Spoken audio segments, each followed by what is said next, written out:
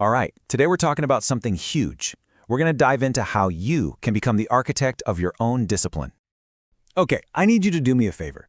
For the next few minutes, just stop scrolling. Seriously, I need your full attention for this one.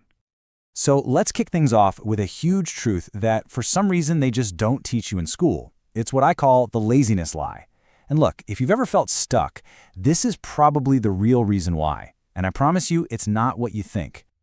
I'm going to say that again because it is so important that you hear this. You are not lazy. Seriously, whatever story you've been telling yourself, whatever label you've kind of let stick, just for a minute, let's push all that to the side.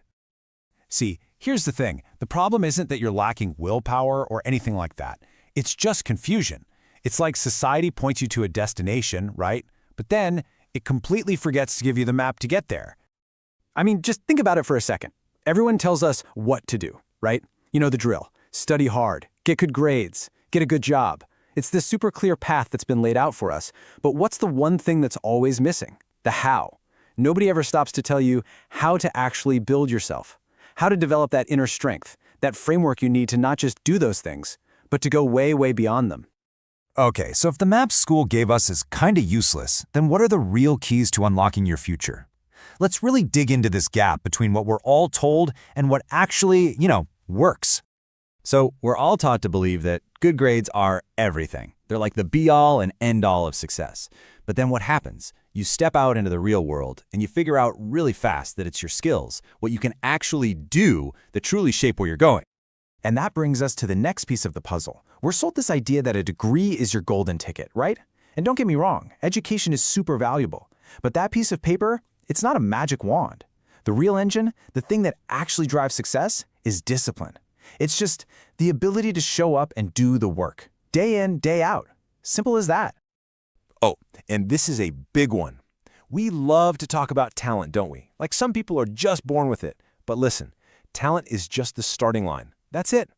The real game changer, it's not some gift you were born with. It's the grit you show up with every single day. Daily practice. I'm telling you, consistency will crush talent every single time. So all of this, it brings us to this really important idea.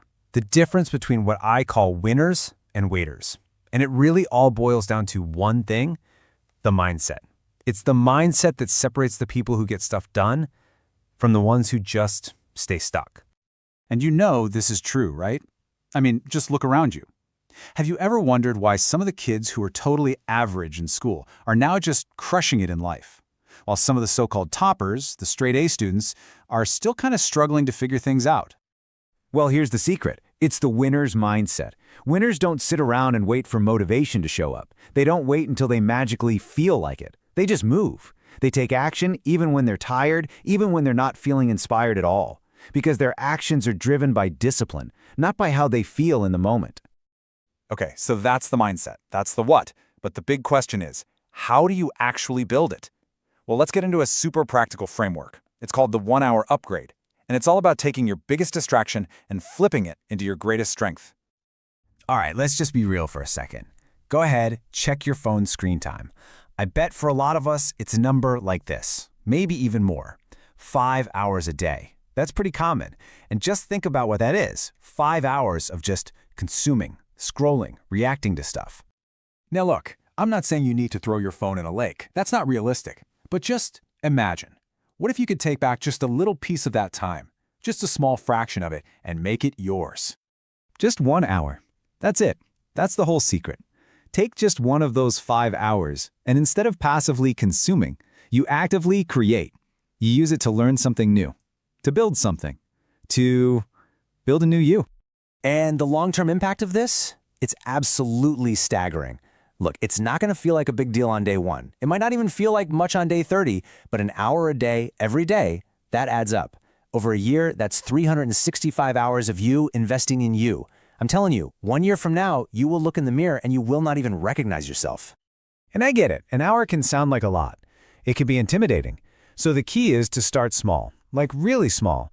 Don't try to do everything at once. Just break it down. Can you read for 10 minutes? Yeah. Can you move your body? Exercise for 10 minutes? For sure. Can you spend a little bit of time learning just one new thing each day? Of course you can. That's it. That's how you build the muscle, how you build the habit. Okay, so let's bring this all together.